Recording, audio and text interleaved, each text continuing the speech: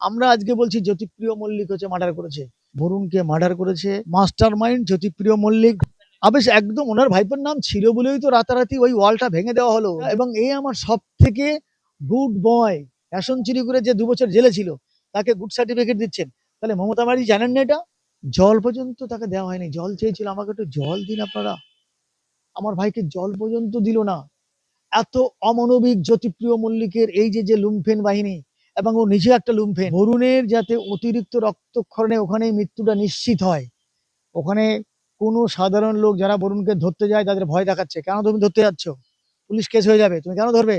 একদম ধরবে না। এইসব বলতে চাইছেন, নাম টাম বলতে চাইছেন? ভবানী ভবনে ডেকে আমাকে পুলিশ অফিসার আমাকে ধমকাচ্ছেন। ইয়েস, আপনার আপনার দায়িত্ব কে নেবে? নিশ্চয়ই মন্ত্রী জানতেন দেন, পুলিশ মন্ত্রী তখন কে ছিলেন? আজকে আমরা নিঃশ্বাস নিতে পারছি, শ্বাস নিতে পারছি, আজকে কথা বলতে পারছি। মাননীয় মুখ্যমন্ত্রী শ্রী শুভেন্দু অধিকারী মহাশয়ের কাছে আমাদের একদম বিনীত বিনীত অনুরোধ, আমাদের নিবেদন। যেমন কামদুনিকে দিয়েছেন, আরজি করকে দিয়েছেন, সিমিলারলি বরুণের তদন্ত যদি উনি অনুমতি দেন, যে জায়গায় হাত দিচ্ছে সেখান থেকেই টাকা বেরোচ্ছে, সোনা বেরোচ্ছে, চোর বেরোচ্ছে, জমি বেরোচ্ছে, ফ্ল্যাট বেরোচ্ছে, দলিল বেরোচ্ছে, প্যান কার্ড বেরোচ্ছে, আধার কার্ড বেরোচ্ছে, মানুষের বই বেরোচ্ছে, ব্যাংকের বই, আধার যাদের আধার লিঙ্ক করা আছে যে বই, যে বিভিন্ন লক্ষ্মীর ভান্ডার তাদের বই বেরোচ্ছে। টোটাল পশ্চিমবঙ্গটাকে 15 বছরে চুষে খেয়েছে এবং 100 বছর পিছিয়ে দিয়েছে। পরবর্তীকালে যখন টিএমসিতে নাম লেখালো, রাজ চক্রবর্তীর আসল রূপটা বেরিয়ে এলো। ও একটা প্লট, একটা হিরো খুঁজছিল বরুণকে, সে বরুণকে হিরো করে ক্রোডস অফ মানি কিন্তু ইনকাম করে নিয়ে চলে গেছে। জ্যোতিপ্রিয় মল্লিক কাল তৃণমূল কংগ্রেস ছেড়েছেন বললেন, পাপ তার বাপকেও ছাড়ে না। কারণ কেন? তিনি তৃণমূল কংগ্রেস ছাড়লে কি হবে? যে বরুণ বিশ্বাস প্রতিবাদী শিক্ষক ছিল, আপনারা প্রত্যেকেই জানেন, সেই বরুণ বিশ্বাসের খুনের অন্যতম এই অভিযুক্ত, ওই কার্যত বলা হয়েছিল জ্যোতিপ্রিয় মল্লিক। আমার সঙ্গে রয়েছেন বরুণ বিশ্বাসের দাদা অসিত বিশ্বাস। কথা বলবো দাদার সাথে। দাদা, একটা জিনিস জিজ্ঞাসা করব। তিনি বলছেন আমি সব পদ থেকে অব্যাহতি নিলাম, রাজনীতি থেকে অব্যাহতি নিলাম। আপনারা কি ক্ষমা করে দিলেন জ্যোতিপ্রিয় মল্লিককে? দেখুন, উনি কোন জায়গা থেকে অব্যাহতি নেবেন আর কোন জায়গায় গিয়ে আবার গিয়ে নিজেকে যোগ করবেন, সেটা তো আমরা বলতে পারবো না, ওনার সম্পূর্ণ ব্যক্তিগত ব্যাপার। আমাদের ক্ষমার কোনো ব্যাপার নাই। ক্ষমা হচ্ছে এখানে আইন। আইনের চোখে যে দোষী তার তো আইনের সাথে তাকে নিতেই হবে। এবং যেটা উনি বলছেন, যে কোশ্চেনটা তুমি করলে যে আমরা কি ক্ষমা করলাম, জ্যোতিপ্রিয় মল্লিক যে আমার ভাইয়ের মৃত্যুর সঙ্গে যুক্ত, সেটা পশ্চিমবঙ্গ শুধু বাসী নয়, ভারতবর্ষ এবং বিশ্বের বিভিন্ন দেশ জানে যে বরুণ বিশ্বাসের মৃত্যুর সাথে কোন লোকটা জড়িত। পশ্চিমবঙ্গের একটা গাছের পাতাও জানে, সাধারণ লোকও জানে যে বরুণ বিশ্বাসের হত্যাকাণ্ডের সঙ্গে জ্যোতিপ্রিয় মল্লিক ওতপ্রোতভাবে জড়িত। আজকে যদি কেউ কোশ্চেন করে এত বছর বাদে কেন বরুণ বিশ্বাসের দাদা আজকে এই কোশ্চেনটা করছে, একদম ঠিক।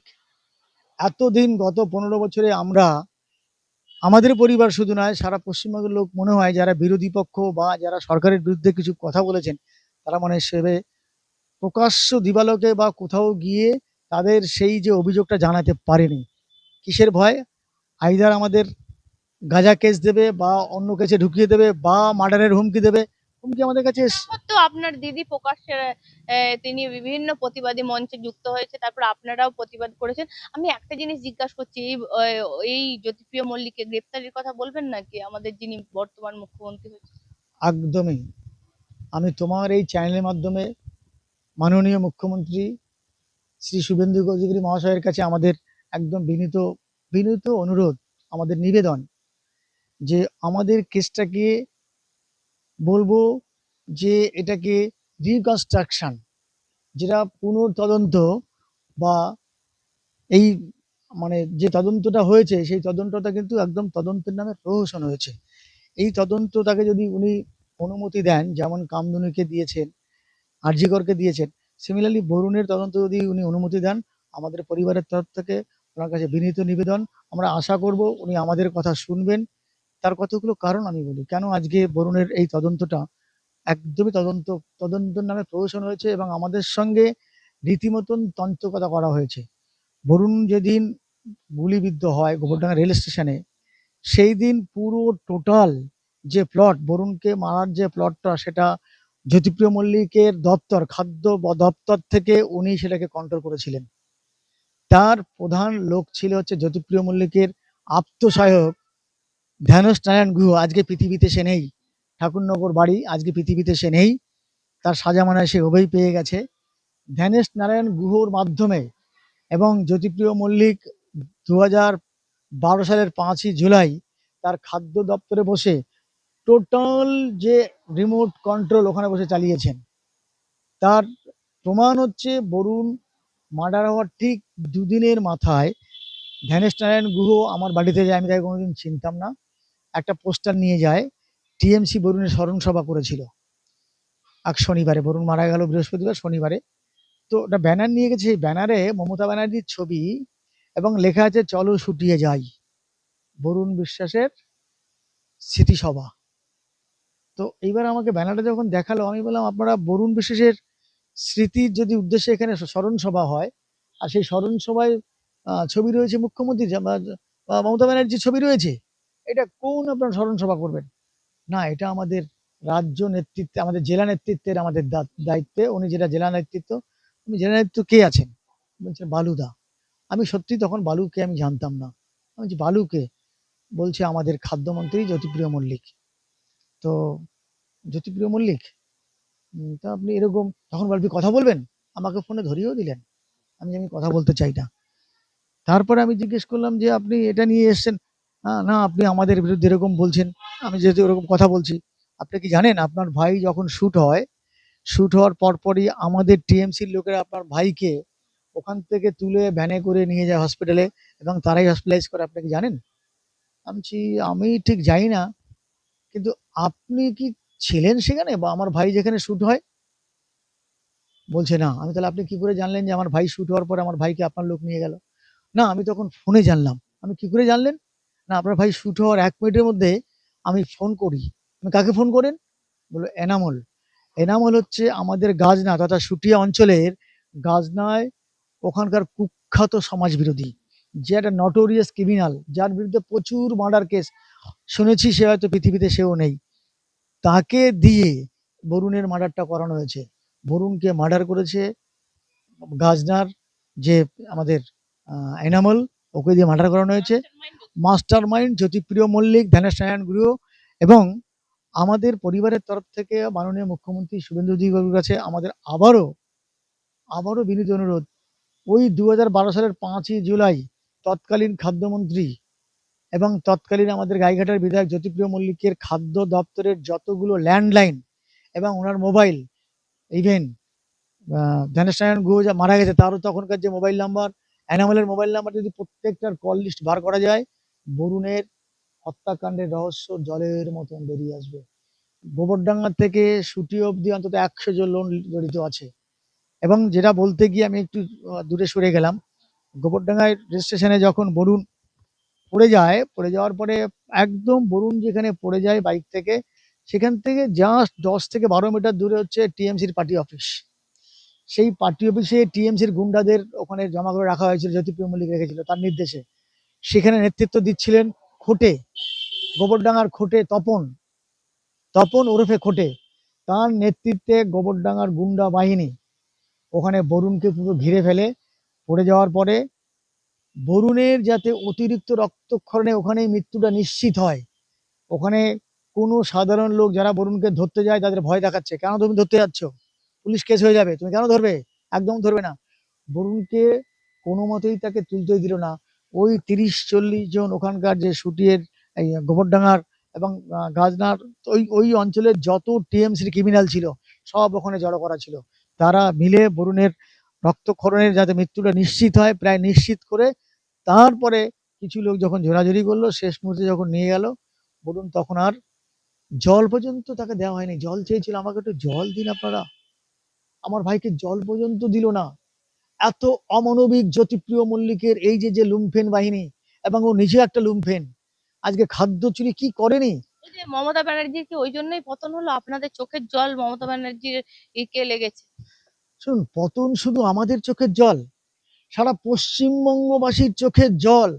আজকের এই নতুন সরকার এসে যে জায়গায় হাত দিচ্ছে সেখান থেকেই টাকা বেরোচ্ছে, সোনা বেরোচ্ছে, চোর বেরোচ্ছে, জমি বেরোচ্ছে, ফ্ল্যাট বেরোচ্ছে, দলিল বেরোচ্ছে, প্যান কার্ড বেরোচ্ছে, আধার কার্ড বেরোচ্ছে, মানুষের বই বেরোচ্ছে, ব্যাংকের বই, যাদের আধার লিঙ্ক করা আছে যে বই, যে বিভিন্ন লক্ষ্মীর ভান্ডার তাদের বই বেরোচ্ছে। টোটাল পশ্চিমবঙ্গটাকে 15 বছরে চুষে খেয়েছে এবং 100 বছর পিছিয়ে দিয়েছে। এই পশ্চিমবঙ্গটাকে একজন এমন একজন নেত্রী যে কালচারটা এখানে ডেভেলপ করেছিলেন, একটা লুম্পেন কালচার, একদম যে লুম্পেনদের নিয়ে যে দলটা তৈরি হয়েছে, গুন্ডা মস্তানদের গুন্ডা মস্তানদের দল, একটা ভালো লোক ওই দলে নেই, একটা ভালো লোকও নেই।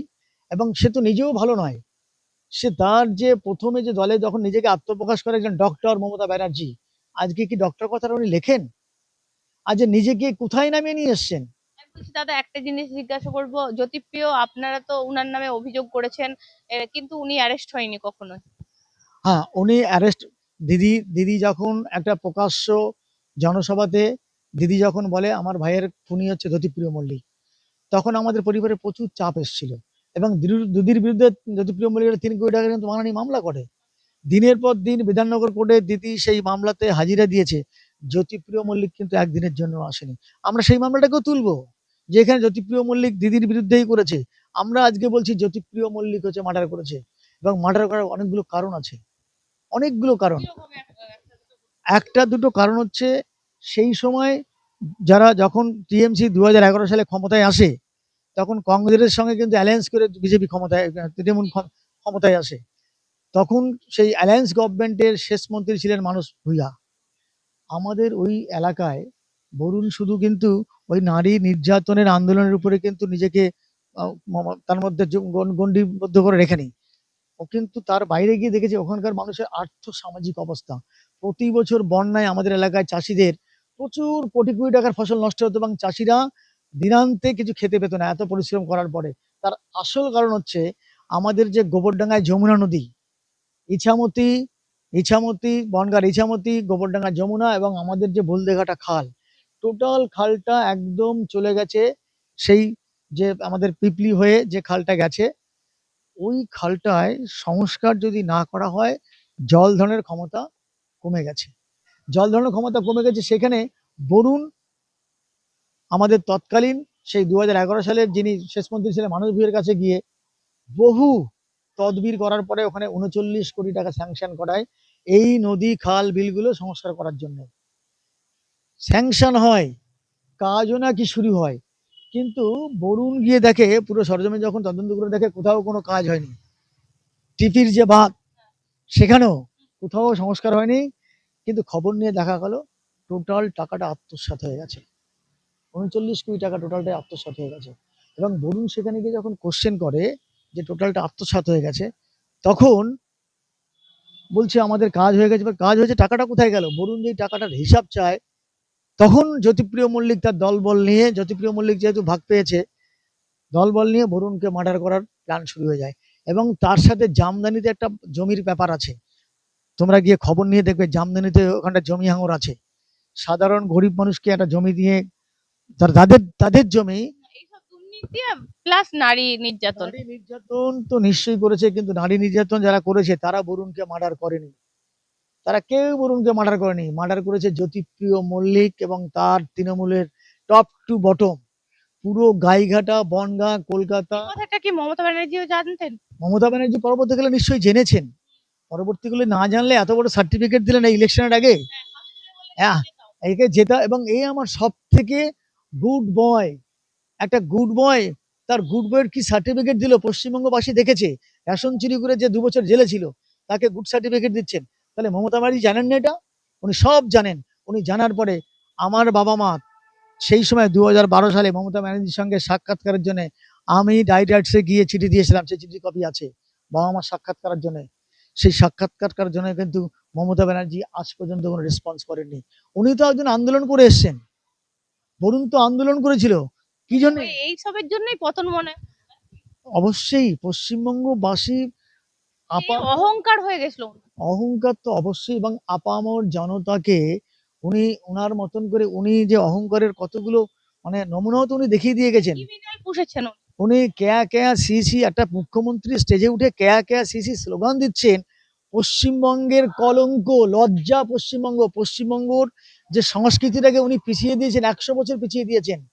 এবং যেসব ভাষা ওখানে বসে করেছেন, হ্যাঁ, হাম্বা হাম্বা, রম্বা রম্বা, কম্বা, এটা কোন সংস্কৃতিতে যায়? এটা কোনো সংস্কৃতি? পশ্চিমবঙ্গে বঙ্কিমচন্দ্র ওনার তো ভাইপো অভিষেক বন্দ্যোপাধ্যায় পরবর্তীকালে এসেছেন, তখন তো নিশ্চয়ই এই কেসটা ছিল না। কোন কেসটা? বরুণ বিশ্বাস। হ্যাঁ, বরুণ বিশ্বাসের কেসটা। না, বরুণ বিশ্বাসের ওনার ভাইপো যখন এসছে, ভাইপোর ব্যাপারে আমি কিছু বলতে পারবো না। ভাইপো ব্যাপারে, ভাইপো তো এখন মানুষই দেখছে, একটার পর একটা বাড়ছে, একটার পর একটা ওনার তদন্ত হচ্ছে, একটার পর একটা এসে যাচ্ছে।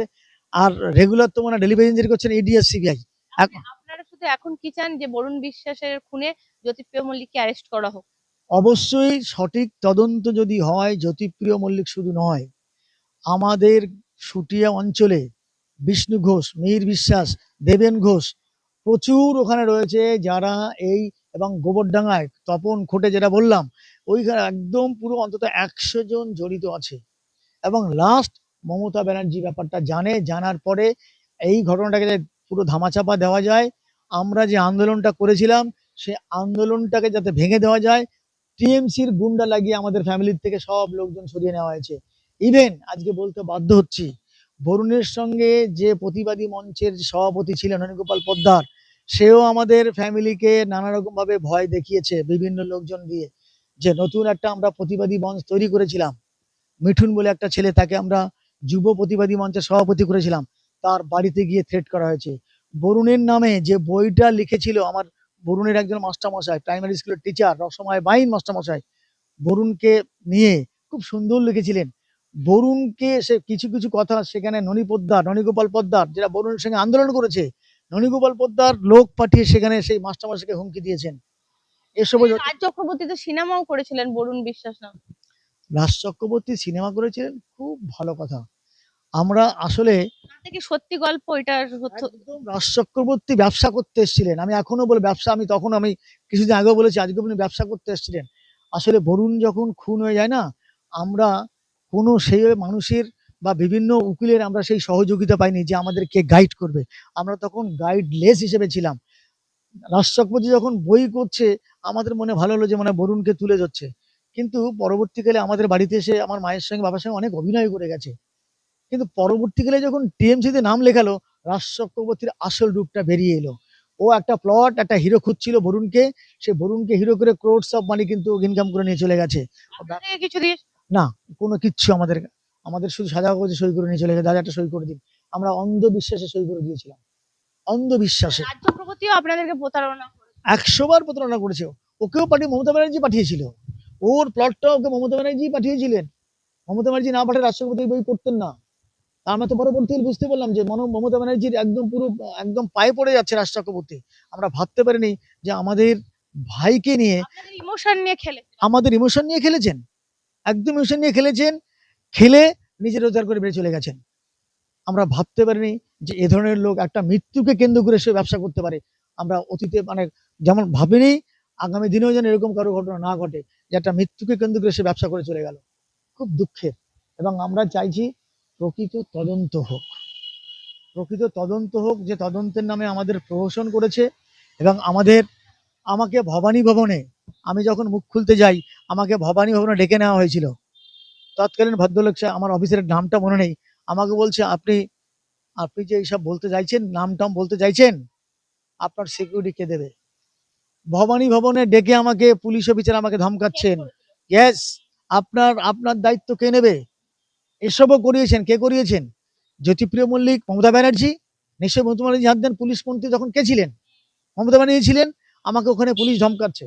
আজকে কথাগুলো বলছি এই কারণে, এত বছর বাদে আজকে আমরা নিঃশ্বাস নিতে পারছি, শ্বাস নিতে পারছি, আজকে কথা বলতে পারছি। কারণ আজকে আমি এইভাবে যদি মিডিয়াতে কথা বলতাম, আমার পাড়াতেই গুন্ডাগুলো এসে হাজির হতো। এখানেও প্রচুর টিএমসির লোক আছে, তারা ওত পেতে বসেছিল যে অসিত বিশ্বাস কবে মুখ খুলছে, তাহলে আমরা খবরটা দিয়ে দেবো।